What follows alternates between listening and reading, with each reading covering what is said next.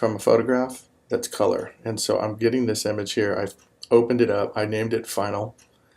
And I'm going to create, from here I'm going to go to Image Mode, Lab Color. And my channels should be docked together with my layers. That's generally the default.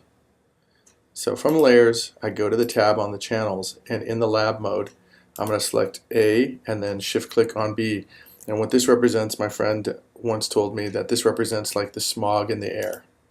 So we want to get rid of the smog in the air so that we're left with very nice black, white, and gray that don't have a lot of nuanced gray in there that makes it tend to be kind of a murky picture. So at this point, I'm going to go back to my layers and I'm going to unlock this, but I have to go and change it from lab color first. It defaults, it jumps from lab color to multi-channel, and then I'll go to grayscale, and then that allows me to unlock the layer. And then I'll go from here, I'm going to go to modes, add image adjustments, modes. I'm sorry, image adjustments, layers. And at this point, normally when you're doing layer adjustments, I would tend to do this in CMYK or RGB, and there's multi-layers. The first one would be, let's say CMYK. You don't want to just do it all at once. You want to click on this and show the C, M, Y, and K individually and modify those tones to get what you're looking for. But in this instance, we only have gray. This represents pure black. This represents pure white. So if for some reason, let's just say this histogram here, this was the beginning of it, and your slider for white was way over here, you want to get it and get into contact with the white. In this instance, it starts over here, and so the white's in contact, the black is in contact. Therefore, this is our middle value range, and we can do this. We can bolster the height of the value here, or we can tone it down to make silhouettes almost. But I'm liking right there, and I like a little dramatic. So I'm going to cheat and push the black in a little bit and push the white just a little bit. Hit OK to that. That's where I want to be. Okay.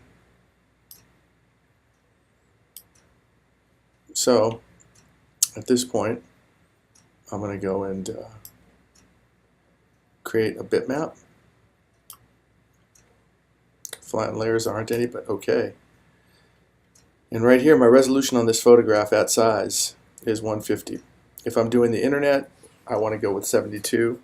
If it's going to be utilized for print, perhaps, then I would need to make this 300 generally. So in this instance, I'm just going to stick with this for this exercise, halftone, and hit OK to this. Now what's going to happen is this is the next step, which is the key. I want big dots. I don't want it to look so fine that it looks really, for the most part, like a photograph. So I'm going to knock down this. Well, let's see. Generally, you'll look at this and sometimes it's up in the 50 range. I find that if you want the big dots, you want to be around the 15 range. The angle of your screen is going to be 45 degrees, which is good to avoid moires, which are those weird patterns that show up like kind of like a screen door. When you open a screen door and it creates a pattern that makes your eyes kind of adjust to that pattern that's flying around on that screen door. I don't know if you're familiar with that, but that's the closest I can come. Shape that I'm looking for is not line. I want to go with round, and then at this point I'll say OK to that. And then if we zoom in, you can see the big dots.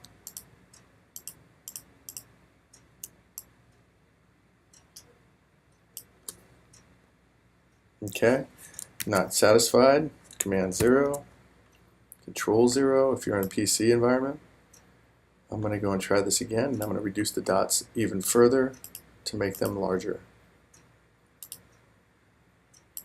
Let's try halving that. Let's go with 7.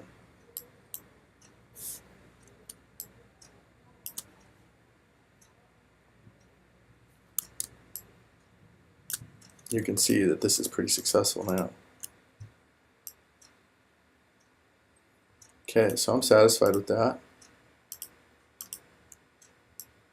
but I want to come in on this image right here, so I'm going to go and crop that. And I click on the crop tool and I can drag this in.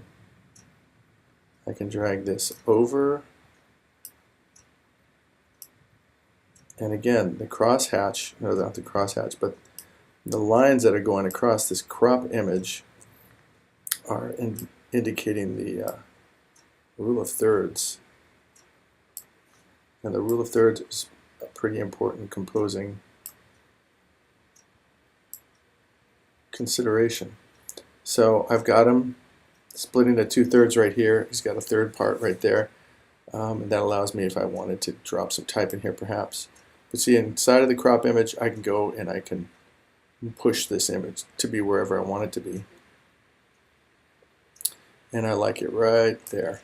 So with that, double click, it's cropped. Command or Control Z, click and drag over the area. And that's the image I have now. So in order for this to work, I got to go and change it back to grayscale and transition out of this. I want the size to remain the same. And then I'm going to go back to mode, CMYK color. And it's warning me that it might not be okay to do that, but it'll work. Clicking on this layer. On this layer, you see I have a white in the foreground, a red in the background. The background color that you choose is going to be the color that fills this particular layer when I'm finished with it. So I'm going to select on this layer, which is gray. I'm going to hit Control or Command A. It selects the entire thing. And you can pick a color out of here if you like, but I think that I'm going to stick with this orange. It's kind of an old it's like a muscle car red. And hit Control or Command Delete. And then I get this solid color. And in order for me to see clean through it, I need to go and change my mode to multiply. And at this point, I've got this toned image, which I can go and manipulate the opacity if I want to make it subtler or saturated. And that's that. And this will be what I can use for a graphic. Save it as G16 as a TIFF. And I'm going to put it on my desktop, and that's that.